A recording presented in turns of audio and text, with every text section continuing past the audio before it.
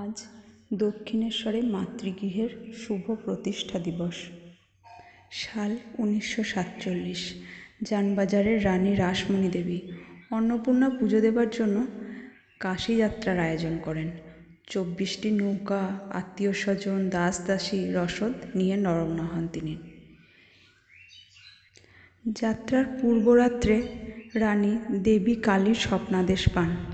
দেবী তাকে বলেন, কাশী যাওয়ার প্রয়োজন নেই, গঙ্গা তীরে একটি নয়নাভিরাম মন্দিরে আমার মূর্তি প্রতিষ্ঠা করে পুজো কর। সেই মূর্তিতেই আবির্ভূত হয়ে আমি পূজা গ্রহণ করব।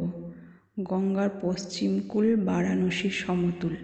কিন্তু সেদিনকার জমিদারি আভিজাত্যের কারণে চাষি কৈবর্তের মেয়ের পক্ষে মন্দির নির্মাণের জন্য গঙ্গার পশ্চিম কূলে জমি সংগ্রহ করা প্রায় অসম্ভব হয়ে উঠল।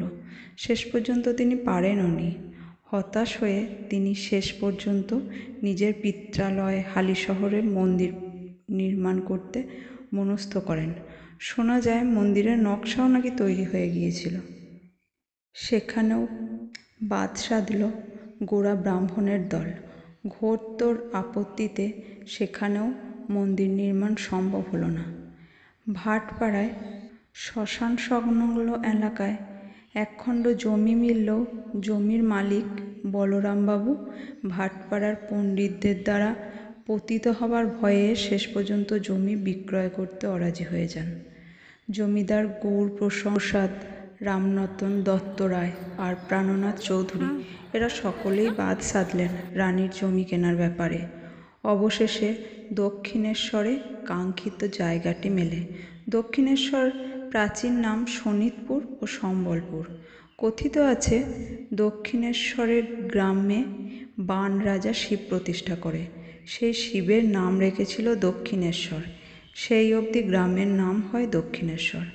আবার অনেকের মতে দক্ষিণেশ্বরের শিব শ্মশানঘাট নিকটবর্তী শিবতলা ঘাটের বুড়ো শিব।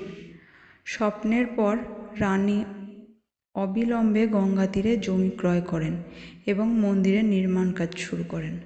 1847 সালের এই বিরাট মন্দিরের নির্মাণ কাজ শুরু করা হয়। শেষ হয় আনুমানিক 1855 সালে। মন্দিরের 20 প্লট যে জমি সেটি কেনা হয় হেস্টি নামে ইংরেজের কাছ থেকে। লোকমুখে জায়গাটি পরিচিত ছিল সাহেবান বাগিচা নামে। এর একটি অংশে ছিল কচ্ছাপাকার মুসলমান গোরস্থান। তাই তন্ত্রমতে স্থানটি শক্তির উপাসনার জন্য উপযুক্ত বলে বিবেচিত হয়। 8 বছরে 9 লক্ষ টাকা ব্যয়ে এই মন্দির নির্মিত হয়। 1855 সালের 31শে মে স্নানযাত্রার দিন মহা সমারোহে মন্দিরে মূর্তি প্রতিষ্ঠা করা হয়। রামকৃষ্ণ পরমহংস 1855 সালে এই মন্দিরে আসেন তার দাদা প্রধান পুরোহিত রামকুমারের সহযোগী রূপে এবং রামকুমারের মৃত্যুর পর তিনি দাদার স্থান অধিকার করেন।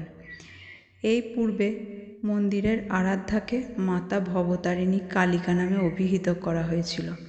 রামকুমার চট্টোপাধ্যায় প্রধান পুরোহিত পদে বৃত হন। তার ছোট ভাই গদাধর বা গদাই তার সহযোগী হন। পরে তার ভাগনা হৃদয়ও তার সহায়তা করতে থাকেন। মন্দিরটি বঙ্গীয় স্থাপত্যশৈলীর নবরত্ন স্থাপত্য দ্বারা নির্মিত। মূল মন্দিরটি 3 তলা। উপরে 2টি তলে এর 9টি চূড়া বণ্টিত হয়ে আছে। মন্দির দক্ষিণমুখী। একটি উত্তোলিকা দালানের উপর গর্ভগৃহটি স্থাপিত। এই দালানটি প্রায় 46 বর্গফুট প্রসারিত ও 100 ফুট উঁচু।